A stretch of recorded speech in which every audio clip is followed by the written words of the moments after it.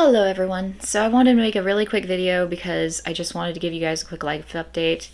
I'm excited about this, and so I want to talk about it, and I know I need to just get it off my chest. I need to say it. It needs to be said. I'm excited. I had a bit of surprise good news yesterday, and I'm still kind of awed by it. Like, I just didn't see this coming. It sort of hit me out of the blue.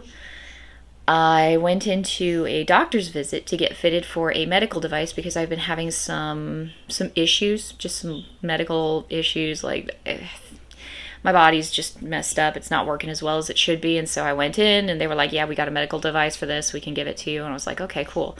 You know, that will help me to function better. Just basic maintenance stuff, right? And we fitted me for the medical device. I put it on. I wore it home. I started working on actually some YouTube stuff, and I think like an hour or so later after that, I got up from where I had been sitting and I realized that I felt really good for some reason. And I walked to the kitchen and I kind of hopped up and down because I haven't been able to jump for years. I haven't been able to jump for years. I don't know how many years it's been, but it's been quite a few years. And I mean, you don't think about it. Like, I can jump. If I really, really need to jump, I can jump, but it hurts and I don't like it, right? And I jumped up and down and it didn't hurt. It didn't hurt at all. There was like no pain. And then I started to realize that I wasn't in pain. And then I started to realize that I've been in like almost constant pain for months now. I had this little medical condition, and then I got pregnant, and the pregnancy kind of exacerbates the medical condition and makes it worse. And so, like, for most of this pregnancy, and I just kind of accepted, okay, well, pregnancy's like this for me. I've been limping everywhere I go. I can barely walk, and when I do walk, I limp, and I didn't know why. I had no idea. And it seemed so melodramatic. It's like, do you have to limp everywhere you go? Like, it's just so, like, what is wrong with you? You're just being dramatic. Like, there's nothing wrong with your feet. There's nothing wrong with your knees. So why the hell are you limping everywhere? I didn't know. I did not know why I kept on limping. And that was when I walked. And I tried to avoid walking all the time. Like, I love exercise. But when I get pregnant, all of a sudden, it's like I've been cocooned inside my body and I just can't get out. And so I just end up lying on the couch all day, every day, and I don't move around. And everybody's like, well, you should be exercising while you're pregnant. And it's like, yeah, I used to. I remember with my first pregnancy, I exercised a lot during that pregnancy. And with my second pregnancy, I remember being really, really tired all the time. But I think I exercised in that one, at least a little bit for a little while. And then my third successful pregnancy, because obviously I had a few failed ones, I don't remember moving around during that one as much, but I think I did move around. I was still taking care of my other two older kids. This most recent child that I managed to give birth to, I remember just lying around all the time and not being able to move. Like, I just couldn't move. And at the time, I had HSDD, which caused me to develop depression because HSDD can cause depression. And nobody noticed the HSDD because my husband had a brain tumor at the same time, which he still technically has a brain tumor, and that's still causing issues. I thought it was taken care of. I thought it was like a done deal. Like, oh, okay, we just give him this medication. It's going to get rid of it. No, not so much. No, actually.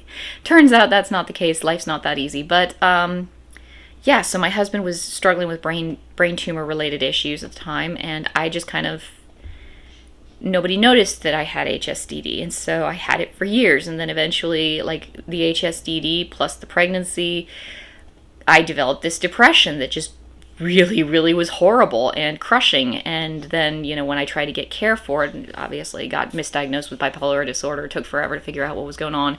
Ended up going to my doctor. He was the one who identified the HSDD. They fixed that. The depression went away. All of a sudden, I'm back to normal, right? And so I was like, okay, so my pregnancy with my fourth child, I was just so depressed that I couldn't move around because that happens with depression, right? And now I'm here and I'm not depressed and I still can't move around. So I guess this is just what pregnancy is like for me these days. I'm getting older. I've been through some wear and tear. I've had some things happen to me. Maybe I'm just old and I can't move around. And so I've been lying on the couch. I've been lying on the couch day after day after day throughout this stupid pregnancy, thinking about how much I absolutely hate being pregnant because I can't exercise, which is the thing I do to help regulate my mood and, make me feel good and, give me a brighter outlook on life. And it's like, instead, like every time I try to get up, I was just dragging. Like, it took so much willpower just to stand up. And I would take a bar stool with me into the kitchen. And when I was cooking meals for my family, I would sit on the bar stool because I couldn't stand long enough to make a meal. Even a simple meal, like even simple things, I couldn't stand up that long. And when I would do the dishes, I'd have to take breaks. Like even loading and unloading the dishwasher, I'd have to take breaks and catch my breath because I was just so tired and I couldn't figure it out. And then of course there was the limping and I couldn't figure that out either. It was just like all this big mystery. Like, I used to think of myself as an active person, but it seems like when I'm pregnant, all of a sudden I turn into a slug and then I just can't move and I don't know why, and it's miserable. And I hate being pregnant because I turn into a slug, right? And, screw pregnancy. I hate pregnancy. I hate pregnancy so much because I'm always just this slug that's lying on the couch and I can't do anything. And I was always like just so miserable. And like, I know you guys have been, if you guys have been watching my videos lately, like you've probably seen me. I bathe, okay? I bathe, I brush my teeth, I do basic hygiene. That's it. That's all you're getting out of me. And I've talked about it a little bit. It's like, oh, okay, look, I'm pregnant. I'm not here to look pretty, right? It was because I was so absolutely exhausted. I did not give a shit about how I looked. I couldn't. I felt horrible all the time, and I didn't know why. Like, I didn't know what was going on. None of it made sense. They fitted me with this medical device yesterday, and all of a sudden, I'm hopping around the kitchen like... I'm doing my best kangaroo impression, like, oh my god, this feels amazing. I remember years ago, I used to jump on a trampoline with my kids, and we would all play on the trampoline together. And then at some point, I think it was after my third child was born, I told them I couldn't do it anymore because I had to stop. And the reason I had to stop was because it hurt too much. And at the time, I just looked at it, was like, no, stop, okay, kitty? At the time I looked at it, it was like, okay, well, I'm not as young as I used to be. And, I've been through some things. I've had some wear and tear on my body. This is just something that happens as people get older, right? And so I wouldn't jump on the trampoline with my kids. I'd find other ways to play with them, but I couldn't play with them on the trampoline, which kind of was disappointing. But, it's okay. This is life. And then I do exercise. I love exercise. I love exercise. But I'd have to adjust all the exercises because I couldn't do jumping jacks. I couldn't jump up and down. What are they called? Like, I think, not good mornings, but... there's another exercise where you jump. I don't know. I don't remember what it's called. It doesn't matter. I couldn't do it, so I'd always have to adjust all the exercises and make it so that I could do it without hurting myself because it was painful. And I was avoiding it because it was like, okay, well, that just doesn't feel right. It feels like that's really not good for me, and so I'm not going to do that, right?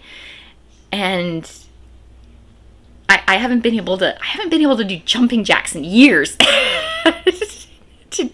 And today is like I'm doing jumping jacks in the kitchen. I'm like, I'm 8 months pregnant. So yesterday that I started noticing that. I hopped up and down a couple times and I noticed that it wasn't just so painful, like restrictively painful. And I started to realize that I've been in pain for months. It gets exacerbated by pregnancy, so I've been in pain for months. And I didn't even know. Like, I had no idea. And so I couldn't move around very well. I was limping because I was in so much pain. And I have issues with pain. I don't always notice that I'm in pain. And my husband came out of the office at that point. He walks into the kitchen and I just burst into tears. And I was like, I didn't realize that I hurt so bad until it was gone. And now I don't hurt. And it's amazing. Like, it's amazing. And so I'm sitting there just crying my eyes out because it's like, I thought I was going to feel like this forever. You know, I really did. I thought this was it. I thought this is what my life is going to be like. This is what my body's going to be like. And as long as I'm not pregnant, usually I can still move around. Like, I have to be careful with myself, but I can move around, right? I didn't realize that I could actually just not be in pain. Like, I didn't think that was an option. Now, oh, God. So, like, I've been sedentary for months now, which is very bad for me, and it's not good for the baby either. Like, I wanted to exercise because it's good for him, and I wanted to do that, but I couldn't. And so now I'm kind of like, okay, well, I can probably go for some walks. I don't want to do too much too fast, because obviously my body is going to have some issues with that, but I could maybe go for a walk, and that would be really cool. That'd be really cool. I haven't been able to go for a walk in such a long time, and now maybe I can, and that would be really awesome. So I'm excited about that. And I mentioned I have issues with pain. So this is a funny thing. I'm starting to realize now that I've got like serious issues with pain. I knew that as I got older, I was going to have to be really vigilant, because I've had issues in the past. So like, if you've watched some of my older videos, you might have noticed at one point I broke my finger when I was working at Walmart. Like, I was at work, I broke my finger. It happened. There was a box that landed on, was it this finger? I can't remember. I think it might have been this finger. It was one of my fingers. It landed on the finger, pulled it all the way back, and snapped it. And, broke my finger. And I didn't know for certain that it was broken, so I stopped. I got some tape. My poor boss, he knows that I'm insane, so my boss at the time knew that I was insane. And so he's sitting there, and I'm asking him for tape, and he's like, "What did you do?" And I'm like, probably nothing. I just want to be safe, want to make sure. So I taped two of my fingers together, kept right on working. And then after an hour or two, I decided to go and check on it. My finger was bright purple, like dark purple. And I was like, okay, this is broken bone. And so I went to my boss. I was like, I know it takes forever to file an incident report, so I better let you know now. I broke my finger. And he's just like, you're right, it does take forever to file a report. And so my boss believed me, because he knew me. He's seen me in action. He knows I'm insane. His boss did not believe me. He was sure that I had sprained my finger. I'm like, no, it's broken. He's like, well, sprains can be really bad. It's like, I know, I've had sprains before. This isn't a sprain. This is broken bone. Did not believe me. Absolutely did not believe me. Then we ended up talking to the nurse, because you have to call up a nurse and have, and file the incident report with the nurse. So I'm on the phone with this lady who sounds bored as hell, and I'm trying to explain to her that I'm pretty sure I broke my finger, and she's like, what would you rate the pain on a scale of 1 to 10? And I'm like, oh God, okay, so just so you know, I have some issues with pain. I don't always feel it the way I'm supposed to. And so what might be a bigger number for other people is not going to be a big number for me, because I don't always feel pain the way I should, because I've kind of had a lot of pain in my life, and I don't always notice pain the way I'm supposed to. And she's like, okay, well, if you had to pick a number, I was like, maybe a 2, 2.5, something like that. She's like, just put some ice on it. You'll be fine in 4 days. And if you're not, then you can call us back. And I'm like, it's a broken bone. I'm not going to just put some ice on it and keep going. Like, I do kind of need a splint for the damn thing, because it's broken, and I kind of want some documentation that it's broken, so that if I get in trouble at work for not moving my hand around the way I'm supposed to, it's like, well, my hand is broken, right? So the next day I had to go into the HR department and be like, look, my finger is broken, and I would very much like to see a doctor, because my finger is broken. I'm not going to wait around for 4 days with a broken finger to see a doctor to get an x-ray to prove that my finger's broken. So they finally sent me off to see a doctor. Doctor x-rayed it. Finger was broken. I told you. And people just didn't, like, it was like, and then later on, like, I saw my boss's boss, and he's like, how are you doing? I'm like, it's broken. I had one of my wisdom teeth removed without anesthetic. It was impacted, and they had to chisel it into pieces inside my mouth and then pull the pieces out one by one, and I felt every bit of it. Now, that's a long story made short. There was a lot of background on that. That didn't just happen out of the blue one day, but it did happen. And I do remember it quite distinctly, or more accurately, I remember being very fuzzy around it because I was sitting through the whole thing. I did that. I went through that. That happened. I felt every bit of it. It was interesting. The crunching part was interesting, where they were pulling out the pieces of my tooth. That was interesting. I did that. I don't always react to pain the way normal people react to pain. I have other stories. I had an ectopic pregnancy. By the time we went in, like we went into the doctor, first time seeing this doctor. He's been my doctor ever since. He's a really good doctor. And he was like, I had had some bleeding and I was concerned about the bleeding. He's like, well, have you had any pain or discomfort? And I was like, well, I guess I'm a little achy. The fallopian tube is about the size of a number 2 pencil, like thickness wise. That baby was the size of a grape. So my entire fallopian tube was stretched out about as far as it could possibly get. It's a wonder that the thing didn't burst. Ectopic pregnancy will kill you. That's how ectopic pregnancy will kill you. I was like actively dying and I just kind of walked right into the office like, yeah, I'm a little achy. I'm an idiot. I'm an idiot.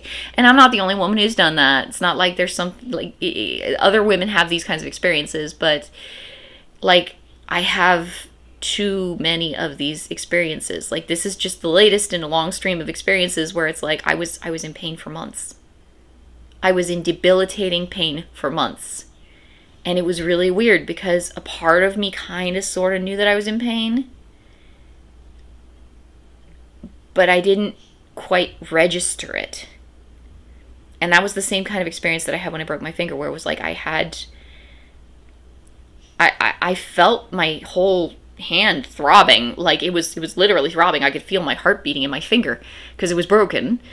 And honestly, I remember I was working and I was kind of stressed out because my husband had the brain tumor and I was struggling with my own issues with the HSDD, and there was something actually very soothing about feeling my heart beating inside of my broken finger because it distracted me from all the shit that was going on inside my head. And so I was just sitting there and I was working like just exactly the same way I always do, except that my fingers were taped together because one of them was broken and I knew it. And I actually was very happy. I was very peaceful because it was like the pain actually cut through all the crap that was going on in my life and helped me to just stay calm and level. Like I was under that much stress at the time that a broken finger was actually soothing. But I've looked at that situation. I've looked at a lot of situations that I've had in my life, and this is only the most recent. It's like for the longest time I was like, I'm just going to have to be vigilant as I get older because I'm going to develop health problems, and I won't, if I'm not very vigilant, I won't recognize that I'm developing health problems, and those health problems won't be properly treated, and that could affect my longevity and overall quality of life, right? So I need to be vigilant. I need to pay attention. And this incident right here, I'm starting to realize I don't see it. I just don't see it. I can't see it. I don't notice it. And so, I'm going to need to talk with medical care providers in the future. Whenever I see a medical care provider, that's going to be one of the first things I need to tell them. I don't respond properly to pain. I know that puts me at risk because pain is really valuable. Pain is really important. Pain is a little red warning light in your control panel in your brain that says, hey, something's wrong right here. I don't have that. I don't have that advantage. I don't have that red warning light. It's broken. Do I feel pain sometimes? Yeah, if I get a paper cut, I'm going to be swearing, cursing up and down like, oh my God, that fucking hurts. What the fuck does that hurt so much? Ow!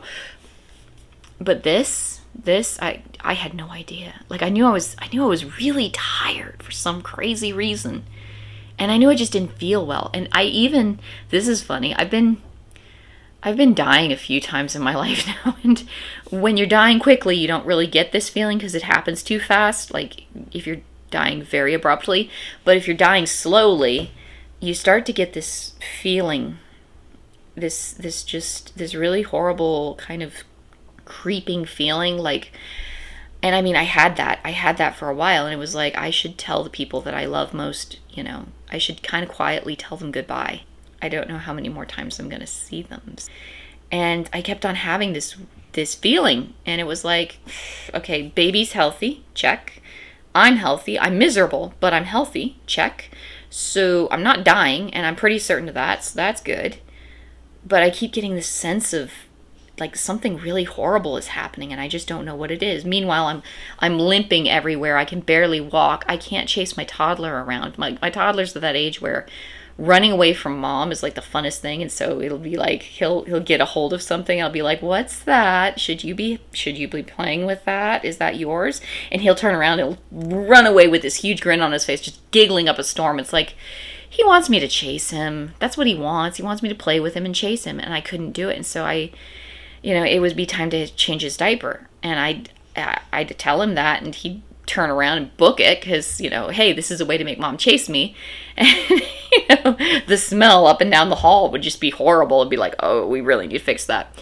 And I couldn't chase after him, and so I'd just sit down on the floor, and I'd wait very patiently for him to come back to me because I couldn't chase after him. I couldn't do it. Nope, it wasn't going to happen. Yeah, I was in so much pain. I couldn't parent my own kid, basically. And so my husband had to step in on so many things because I was just miserable. I didn't know why. Did not know why. There was just some sort of little disconnect where it was like, I am not aware of the pain. And I'm in so much pain. So now I feel like you take that away, which happened yesterday, and all of a sudden I feel so good. I feel so happy. Like my husband was telling me, like, it's been ages since I've been happy. It's been years since I've been happy. I've been not depressed, and I've been very content, but I haven't been happy. And I didn't know why. And now I kind of understand. It's like if you're in so much pain that it's hard to move, it's really hard to be happy. So yeah, I feel amazing. This is really wonderful. There's some surgery they might have to do to fix me, like, because obviously I'm pretty broken. If it's this bad, I'm obviously pretty damn broken. So there's some surgery they might have to do once the babies come out and everything's kind of studied and leveled out and life is back to normal. They might have to go in and kind of cut me up and put me back together again. Because I am very, very broken. But the good news is they have medical devices that they can use to kind of help me, and I thought it was more of a mechanical issue. I thought I was just having some mechanical issues, so I was, going in, it's like, hey, I'm having issues, and this can fix it, right? And that'll get me, running at full speed, so that's good. No, I'm having mechanical issues, but I'm also in so much pain because of those mechanical issues that I can't walk across a room without being out of breath, exhausted, and desperately needing to sit down and rest. Like, I can't walk across a room without this medical device. It's too painful. And it's like, I had no idea. I didn't know. So I needed to get it out of my chest. I needed to just rant about that for a little while. Like, I am worried because in the future, like, I keep joking with people. It's like at the age of 45, I'm going to drop dead of a heart attack because I never realized that I was having a heart attack because I was never in any pain from my heart attack. I felt a little bit off and then boom, dead. That's how I'm going to die. My grandmother, she lived to the age of 99 and a half. And I always thought that I was going to live that long too. But no, this shit's going to take me out if I don't do something to prevent it from taking me out. Because I don't have any kind of warning when something goes wrong in my body. And I mean, I told you a few stories about times that I just ignored pain because I could. But like, I have so many stories about times that I've ignored pain because I could, and then all the crazy stuff that happened as a result of that. Like, I've done damage to my body because I just ran it straight into the ground because I didn't realize I shouldn't. Because I didn't know any better. So now I have to be really careful with certain joints and certain limbs when I move them around because some of them are kind of broken up. Even if I did feel pain, I didn't realize that I was supposed to pay attention to it. And that's another thing. Like, it's this really weird. I don't notice it because I'm not used to paying attention to it. So something can really, really hurt very badly, like excruciatingly painful.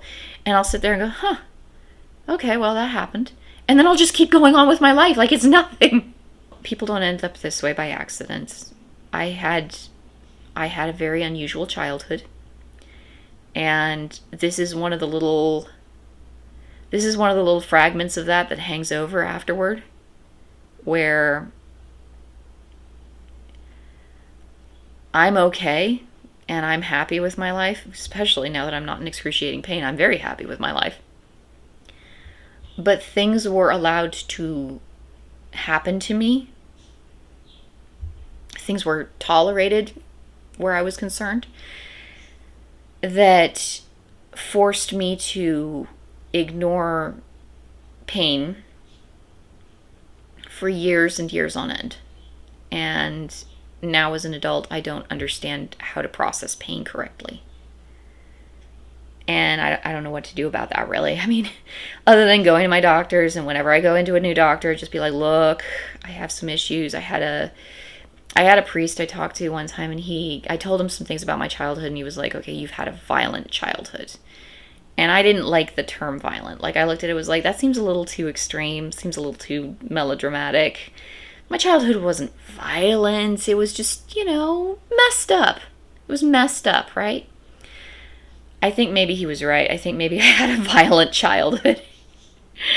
Because, like, it wasn't violence like hitting and beating and stuff like that, but it was extraordinarily physically damaging. And I had to cope with that on my own without support. And so I learned that pain is something that you just ignore. And you keep going until you collapse. And then you get up. I mean, and I nearly died at 17 because I just ran myself straight into the ground. And then once my body just completely had given out and there was nothing left to work with, I ended up just on the ground. And nobody came to help me. I was just kind of there on my own. And when they did try to help me, like, somebody finally found me lying there and they didn't know what to do with me because they didn't know what was happening with me. So they just they panicked, and then I was annoyed because they were busy panicking. And it's like, I was hoping to die in peace, but now you're annoying me. Like, a person only gets to die once. I would like to do it on my own terms. Please. 17 years old, that's how I thought about the world. Like, I know my life was messed up. I know it was.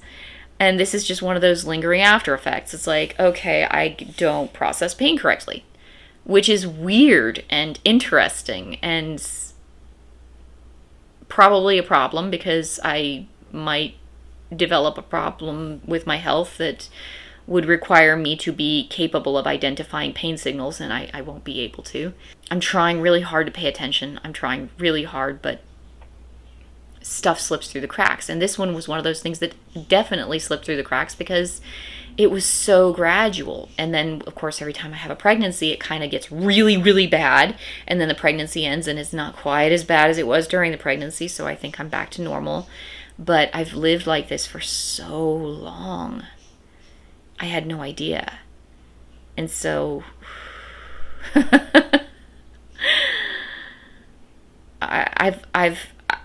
I've accepted that so many parts of my body no longer function properly. And I'm looking at the surgery that that they have, that they can possibly give me, and I'm wondering if I won't be able to regain certain parts of my life that I thought were just gone forever. And it's kind of scary because it's like, well, if they do the surgery and anything goes wrong, I already know how bad things can get because I've seen it firsthand.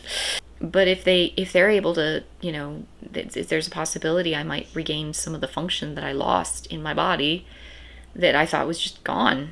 that I thought I'd never feel again, you know, and be able to do again. Things I never thought I'd be able to do again. And that's a really exciting and terrifying thought, you know. So obviously I can't do anything until the baby comes out, so I'm just gonna have to sit tight for a while with my little with my bun in the oven. But I feel so much better. Like I hated pregnancy. I hated it.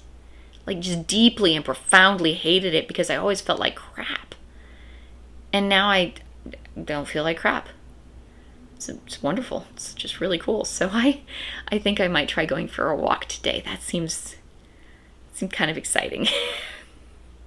And I wanted to share it with you guys because, like, there's so much negativity in the world. There's so much negativity on the internet, and I'm so excited, like, that I'm not in pain. Like, it's amazing. It is absolutely beyond amazing to go from being in pain chronically for months and months and months to just suddenly it's gone. Like, that's really cool, you guys. I'm really excited, and I wanted to share that with you. You know, sometimes it's just good to share something bright and positive, and this was, you know, it's got some scary implications. You know, surgery is scary. The fact that this could, you know, indicate possible problems with my health in the future where I just don't notice pain, that's scary. But, you know, just the fact that they had a fix for it was such an easy fix. Like, here, just take this. It's like, it's not even a pill. I don't even have to worry about taking a pill while I'm pregnant. It's like literally just, you know, use this medical device to kind of keep your body in line. It's like, oh, okay, no problem then.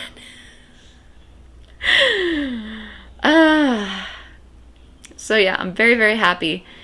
Very, very excited. I haven't been this happy in such a long time. I haven't felt happy in a really long time. Like, happy was one of those things I was like, I don't know if I'm ever going to feel happy again. Like, I'm okay. I'm not depressed, but I just don't know if I can feel happy. I feel happy. This is happy. Happy is good. I love happy.